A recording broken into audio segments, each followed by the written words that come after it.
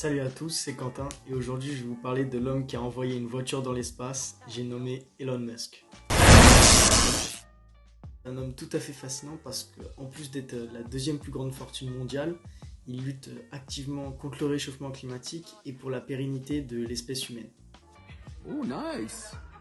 Si on l'appelle le Techno King, c'est pour une bonne raison, c'est parce qu'il est à l'origine d'une multitude de projets liés au développement durable et à l'exploration spatiale, en s'appuyant sur des technologies de pointe qu'il développe à travers ses différentes entreprises. Mais avant de parler de ces différents projets, on va faire un pas en arrière pour admirer la précocité avec laquelle il a conquis la scène entrepreneuriale, parce que Elon Musk, c'est comme Kylian Mbappé, on lui parle pas d'âge. Moi, tu me parles pas d'âge. Tu parles peut-être quand je suis pas là, mais quand je suis là, tu me parles jamais d'âge. Donc pour commencer, à l'âge de 12 ans, il crée son propre jeu vidéo tout seul et il le revend pour la somme de 500$. Après ça, à 24 ans, il développe un site qui s'appelle Zip2 qui permet aux médias de faire la transition entre papier et internet. Et donc ce site-là, il va le revendre pour la somme de 307 millions de dollars. 4 ans plus tard, il développe X.com qui deviendra par la suite PayPal, qui est une banque en ligne. Et ce projet-là, ce PayPal, il va le revendre pour la somme de 1,5 milliard de dollars. Tell them to bring me my money. Il s'arrête pas là, parce que à l'âge de 31 ans, il lance SpaceX, qui est un programme spatial qui a pour vocation de faire de la visite touristique de l'espace, mais aussi d'envoyer des astronautes, et surtout la nouveauté, c'est de développer des propulseurs qui reviennent intacts sur Terre pour pouvoir les réutiliser. C'est devenu la première entreprise privée à envoyer des astronautes dans l'espace et notamment sur la station spatiale ISS.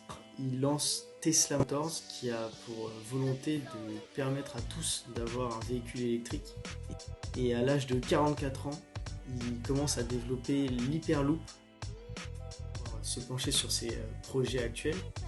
Le premier gros projet de Elon Musk, c'est SpaceX, qu'il a commencé en 2002. Et il explique qu'au démarrage, il estimait qu'il avait moins de 10% de chances que SpaceX ce soit un programme spatial qui fonctionne. Aujourd'hui, c'est le premier à avoir réussi à récupérer les réservoirs de combustion usés qu'il envoie dans l'espace intacts et pouvoir les réutiliser. Et c'est aussi la première agence privée à envoyer des astronautes sur la station spatiale. Projet plutôt réussi. Son second projet majeur, c'est Tesla Motors qui démarre en 2004. Donc la volonté première en fait de ce projet, c'est de rendre accessible à un maximum de personnes les voitures électriques pour limiter les émissions de gaz à effet de serre. Et donc suite à ces deux succès, il se lance sur un troisième projet qui est l'Hyperloop. Et donc en 2013, il se démarre un projet de train souterrain propulsé à plus de 1000 km/h sur des coussins d'air pour désengorger les embouteillages. Et voilà, 50 km de bouchon parce que les gens ils regardent un accident, putain. Non mais attends, avance pas, il a plus de tête, c'est marrant.